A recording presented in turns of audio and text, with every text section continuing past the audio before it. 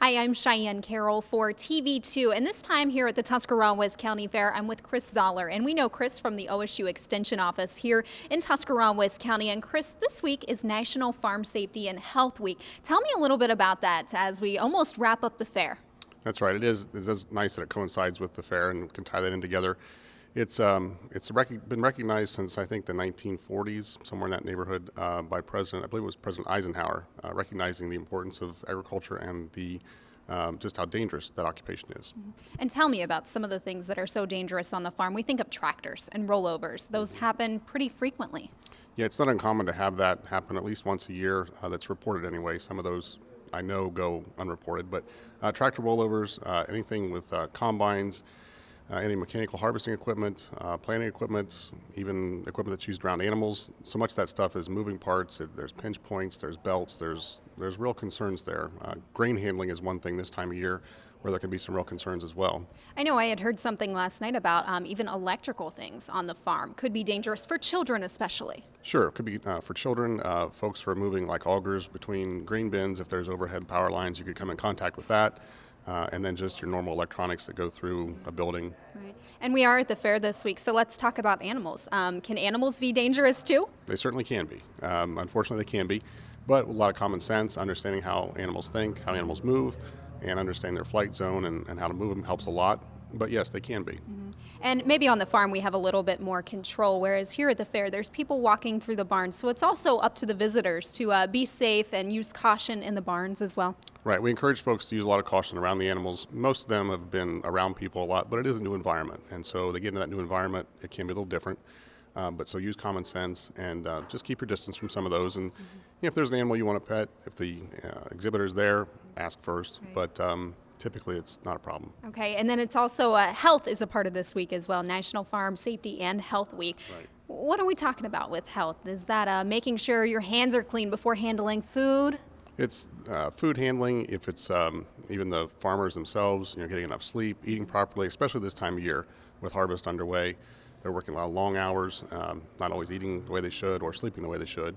And so just being mindful of that. And then, tying into the fair, make sure you're washing your hands before you go eat. It's, again, just common sense, but something to keep yourself aware of. Right, and there are plenty of bathrooms around the fairgrounds here. Plus, there's a lot of hand sanitizer in the buildings, and you see people always walking up to those and pumping the hand sanitizer. So that's just a good practice. Right. The Fair Board has done a good job with making those hand sanitizers available, so folks can go and get that real quick if they need to before they eat. And one last thing maybe to touch on would be the avian flu. We know there are no poultry products here at the fair. We do have some exhibits for the kids, with posters and things like that, but another reason to keep things safe at the fair without the poultry this year. Right, and that we're hoping that'll be back next year. We don't know for sure yet. It's going to have to wait and see what this fall brings with the cooler weather.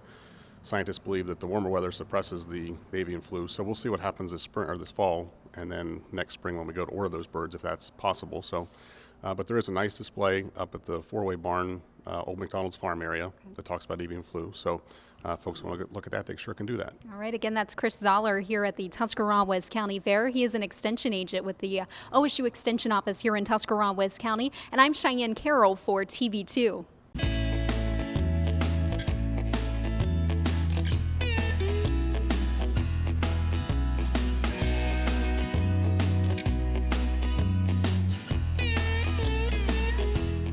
Hi, I'm Cheyenne Carroll for TV2, and this time we're in front of the dairy barn, and I have with me Jill Columbus, and she is a member of the Brisky Buckeyes 4-H Club. We also have somebody else in the shot with us. Jill, tell me about the cow that we have here. This is my 6-month-old red and white dairy heifer. I am taking her for 4-H, and she is just very sweet and loving and really good cow. She seems like it. She's standing so perfectly, and she came up to me like she knew me. Yeah. What's her name, by the way? Cinnabon. Cinnabon. How'd we come up with that? The color on her, just kind of like a cinnamon color. So, yeah. Tell me a little bit more about the color. I noticed the dairy cows kind of vary in color. Why is that?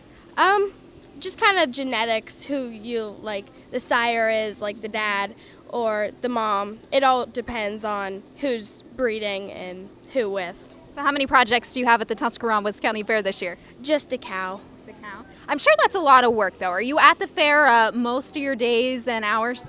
Yeah, I've been here every day from after school, from like after school to like 9:30, and then I've taken off today, yesterday, and tomorrow for showmanship. And tell me a little bit about the showmanship. What are the judges looking for?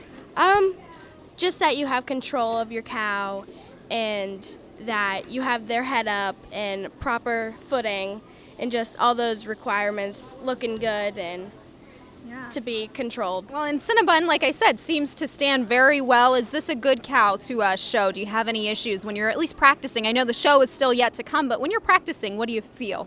At first she was a little bit hesitant to go when I was first halter breaking her, but now she's very good, and she'll stay and move when I want her to and get the proper footing, and she lets me have control, so it's very nice. They seem like very smart animals. They can learn, you think of dogs. They're very easy to train. What about dairy cows?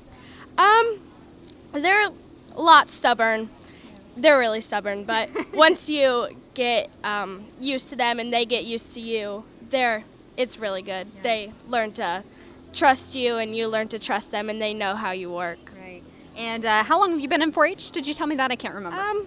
About 3 years. I've had other projects, but I've never done a live animal. Really? So what's that? Tell me about the differences. Obviously, there's got to be a lot.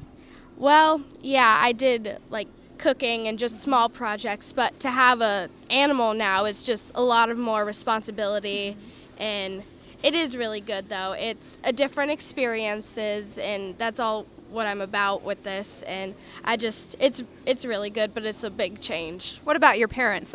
Did you decide that you wanted to take a cow to the fair, or how did that come about?